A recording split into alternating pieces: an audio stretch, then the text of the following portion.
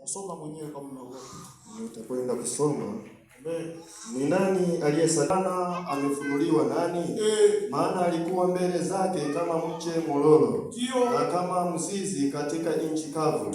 Yeye hana umbo wala uzuri, na tumwonapo hana uzuri hata tumtamani. Alidharauliwa na kukataliwa na watu, mtu wa huzuni nyingi, ajuaye sikitiko, na kama mtu ambaye watu humficha nyuso zao. Alidharauliwa, wala hatukumuhesabu kuwa kitu. Hakika ameyachukua masikitiko yetu. Hakika ameyachukua nini? Endelea baba. Amejitwika huzuni zetu. Lakini tulimdhania ya kuwa amepigwa. Amepigwa na Mungu na kuteswa. Bali alijeruhiwa kwa makosa yetu, alichubuliwa kwa maovu yetu. Adhabu ya amani yetu ilikuwa juu yake, na kwa kupigwa kwake sisi tumepona. Na kwa kupigwa kwake sisi tumefanya nini? Tumepona. Alijeruhiwa kwa makosa yetu, alichubuliwa na kwa kupigwa kwake sisi tumepona. Oh, haleluya. Mstari wa 6 twende. Sisi sote kama tumegeukia njia yake mwenyewe, na Bwana ameweka juu yake maovu yetu sisi sote. Alionewa lakini alinyenyekea, wala hakufunua kinywa chake. Kama mwanakondoo apelekwaye machinjoni, na kama vile kondoo anyamazavyo mbele yao wakatao manyoya yake, naam, hakufunua kinywa chake. Kwa kuonewa na kuhukumiwa aliondolewa, na maisha yake ni nani atakayeisimulia? Maana amekatiliwa mbali na nchi ya walio hai. Alipigwa kwa sababu ya makosa ya watu wangu. Wakamfanyia kaburi pamoja na wabaya, na pamoja na matajiri katika kufa kwake. Ingawa hakutenda jeuri, wala hapakuwa na hila kinywani mwake. Lakini Bwana aliridhika kumchubua, amemhuzunisha.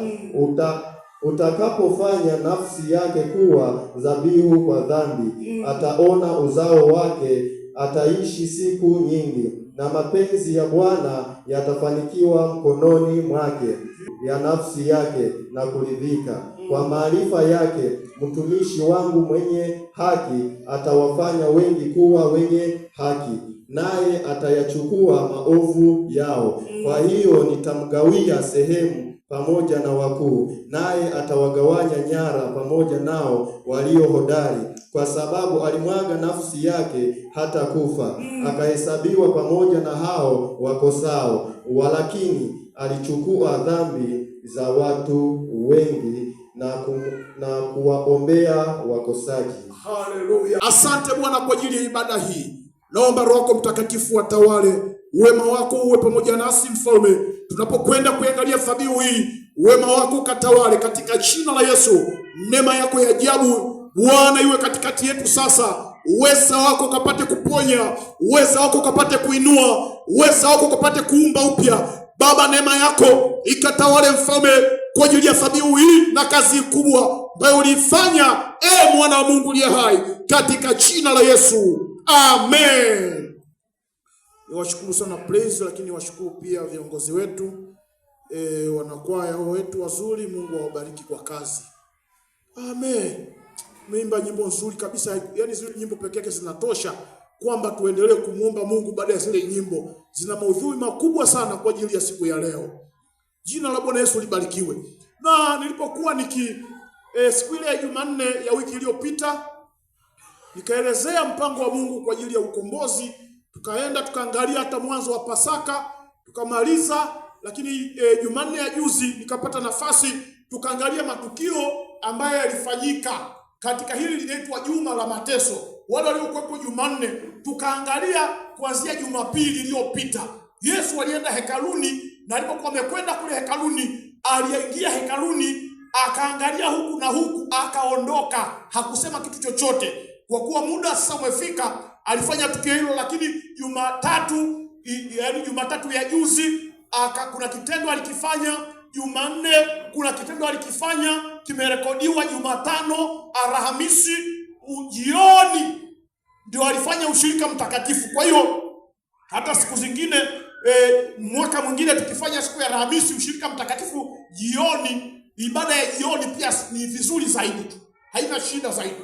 Kwa hiyo na leo tutakwenda sasa kuanzia pale ambapo sasa ni siku ya leo ambayo ni Ijumaa, inaitwa Ijumaa Kuu.